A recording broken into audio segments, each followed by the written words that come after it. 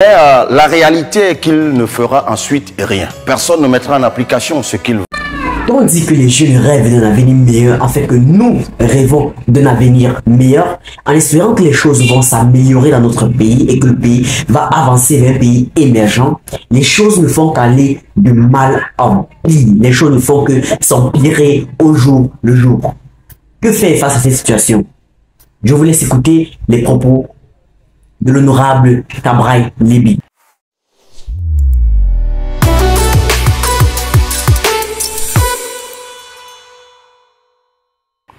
Chers jeunes compatriotes, le 10 février, comme tous les ans depuis 41 ans, le président de la République s'adresse à la jeunesse et en réalité au Cameroun tout entier, car vous voyez bien que plusieurs ministres, directeurs généraux et hauts cadres de l'administration, y compris les plus âgés, viendront vous expliquer ce que le président de la République a dit, parce qu'ils savent qu'on ne l'écoute plus.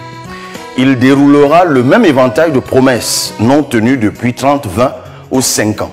Il parlera, peut-être sincèrement, mais la réalité est qu'il ne fera ensuite rien. Personne ne mettra en application ce qu'il va vous promettre et ce qu'il vous dira qu'il a réalisé, allez vérifier et vous verrez que rien ou presque n'a été fait.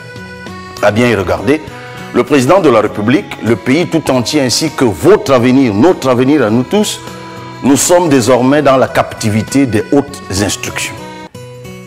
Avec la hausse du prix du carburant, préparez-vous car les prochains jours vont être catastrophiques, très durs. Il vous sera encore plus difficile d'aller à l'école. Enseignants et infirmiers connaîtront des moments encore plus pénibles.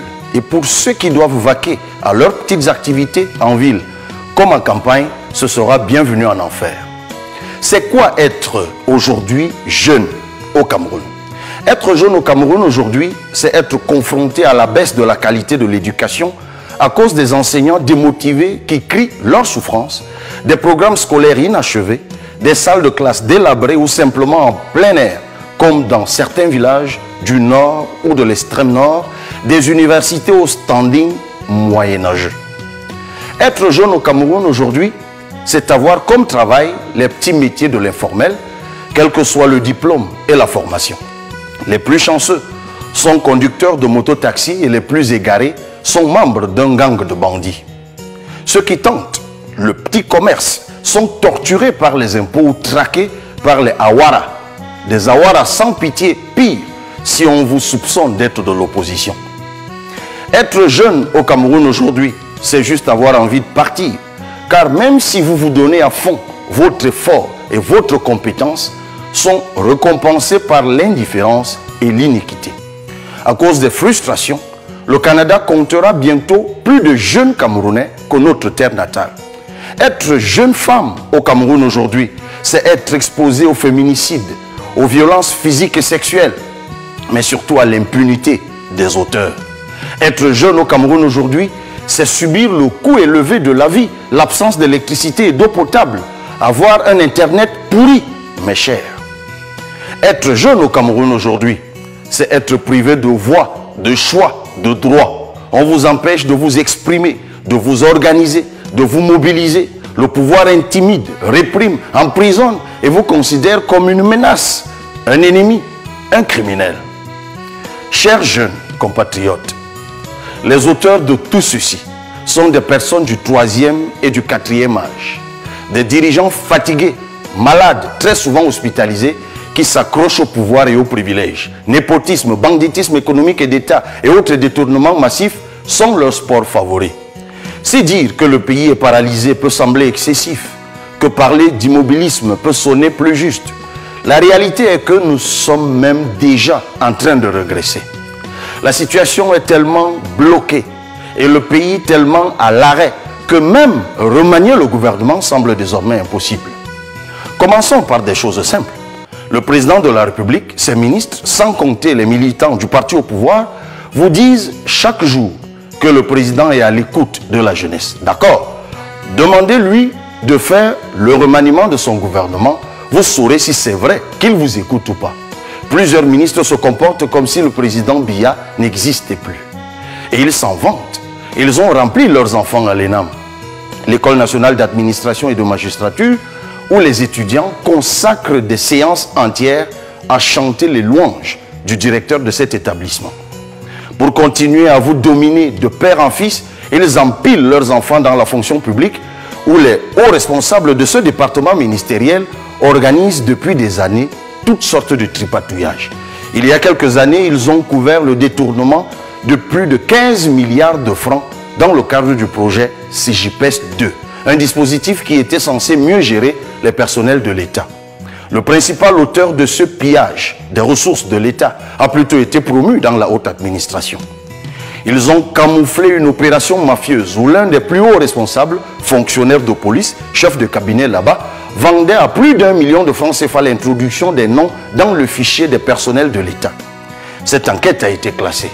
Il y a environ 2 ans, les mêmes malfaiteurs, en complicité avec d'autres grands décideurs de la présidence de la République, ont injecté dans la fonction publique au faux prétexte que c'était des anciens personnels de la présidence de la République, près de 10 000 personnes, principalement ressortissants de leur propre village. Chers jeunes compatriotes, chers Camerounais, plus récemment, pour le concours des instituteurs, c'est la vente de faux certificats médicaux par un délégué régional du ministère de la fonction publique qui est en train d'être noyé. Ces gens camouflent toute cette truanderie en vendant la trouvaille de la réduction du temps de traitement des dossiers des personnels de la fonction publique. On ne se contentera pas de ce maquillage. Les jeunes méritent une meilleure justice sociale. On veut vous obliger à aller à l'étranger faire des métiers que d'autres refusent de faire là-bas, pendant que leurs enfants vont en Europe et aux États-Unis faire de hautes études aux frais du contribuable et sont vite rapatriés pour occuper des postes avec de gros salaires dans l'administration et les grandes entreprises. Pendant ce temps, l'éducation nationale est laissée à l'abandon et l'université camerounaise, où les recteurs refusent d'aller à la retraite, est délabrée et inaccessible pour la majorité d'entre vous. Tout le monde n'ira pas au Canada.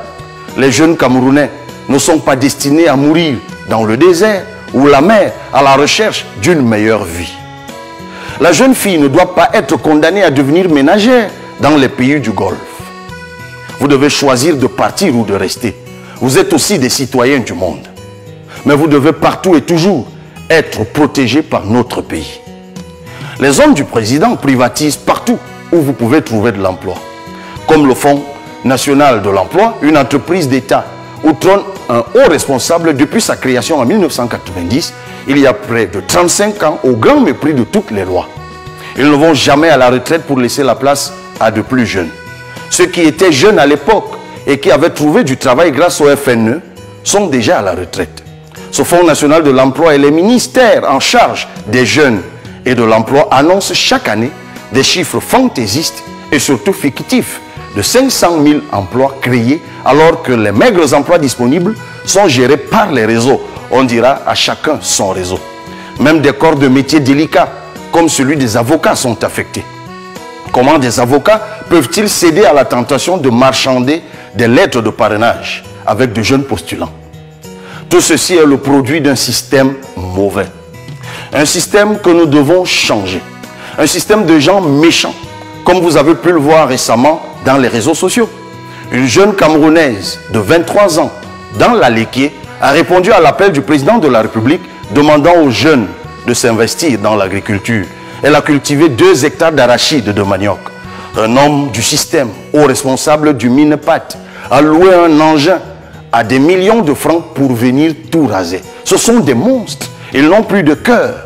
C'est la presse désormais qu'ils veulent museler en emprisonnant de jeunes et brillants journalistes comme le directeur général des médias du groupe Anecdote, à qui nous apportons notre soutien dans cette difficile épreuve. Mon cri est la clameur du peuple, le cri de la jeunesse. Nous savons ce que coûtera notre silence si nous n'exerçons pas notre devoir de citoyen. Notre droit est de protester. Nous devons nous inscrire massivement sur les listes électorales et voter contre ce système qui nous a tout pris. Ne doutez pas de votre pouvoir de changer les choses. Avec ces hauts responsables, notre souffrance, notre marginalisation et notre pauvreté vont augmenter sans cesse. Il faut les faire partir par le vote.